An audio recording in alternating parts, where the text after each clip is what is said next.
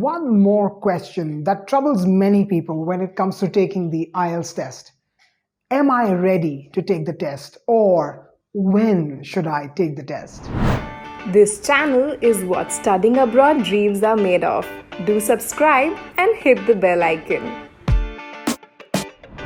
Hello and welcome everyone once again. This is Ilyas. I'm at iSchoolConnect, and today we are going to talk about one more question that troubles many people when it comes to taking the IELTS test.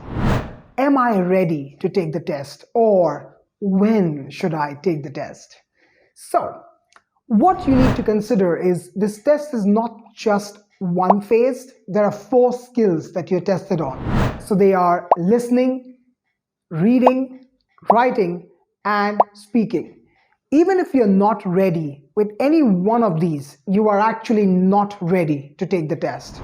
And today I will talk about each one of these in a little bit of detail to help you determine if you are ready to sit the test or not. So let's talk about listening and reading at the same time. Listening and reading are pretty similar. There are 40 questions in each of these tests. There are 4 sections, and your band score depends on the number of marks or the number of correct answers that you get out of 40. Now, what you need to ask yourself is, are you consistently getting the required band score? So if you are expecting to get a 6.5 for your university or your college admissions, and they need a minimum of 6.5, are you scoring 6.5 consistently in each of these? And this is very easy to determine: a certain number of correct answers, and then you convert that to a band score.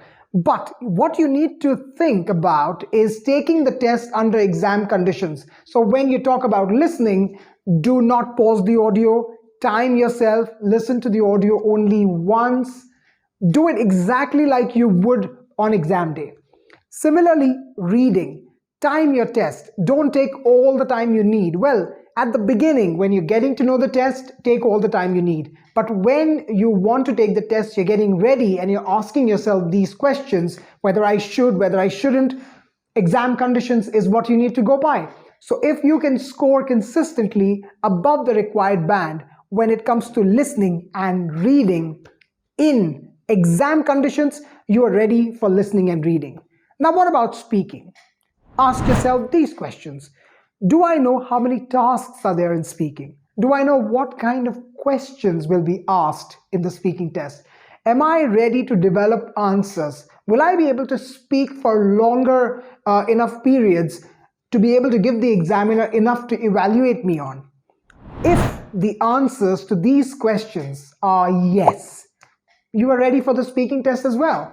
But now comes the problem area for many, because many students come to me saying, well, I'm fine with listening, I'm fine with reading, even speaking to an extent, but writing, I don't know what to do. I don't know how to go about it. So, first things first, writing, how many tasks? Are you aware of that? So if you say the answer is yes, I know there are 2 tasks in the writing test, then you need to ask yourself, what kind of questions in task 1? What kind of questions in task 2? And now that you're sure of what kind of questions are there, do you say to yourself confidently that yes, I will be able to structure a response? How many paragraphs you need to write? So when we talk about IELTS academic and I say how many paragraphs you need to write, you will say I will write 4 paragraphs. If you've attended my boot camp, you will know what I'm talking about. You will know exactly what I'm talking about rather. And what you need to also determine is, what shall I write in each paragraph? So introduction, what will the introduction be? In task 1, the second paragraph is an overview. People confuse overview with conclusions. Conclusion is a different thing, overview is a totally different thing. Then what follows in paragraphs 3 and 4? Now moving to task 2, you need to ask yourself a question again, just like task 1. How many paragraphs do I need to write? Now that you know how many paragraphs, you need to understand what you need to write in each paragraph. Paragraph 1, introduction again. Paragraph 2 and 3, main body paragraphs. And paragraph 4 would be a conclusion as opposed to task 1. In task 1, you write an overview. In task 2, you write a conclusion at the end. So these are the differences.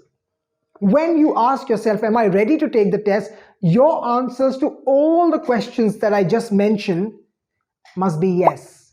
Why? Because even if you're not clear with even one of these skills, you are actually not ready to take the test. So you need a 6.5 overall. Well, you get a 7 in listening, you get a 7.5 in reading, you get a 7 again in speaking. But what if you get a 5.5 in writing?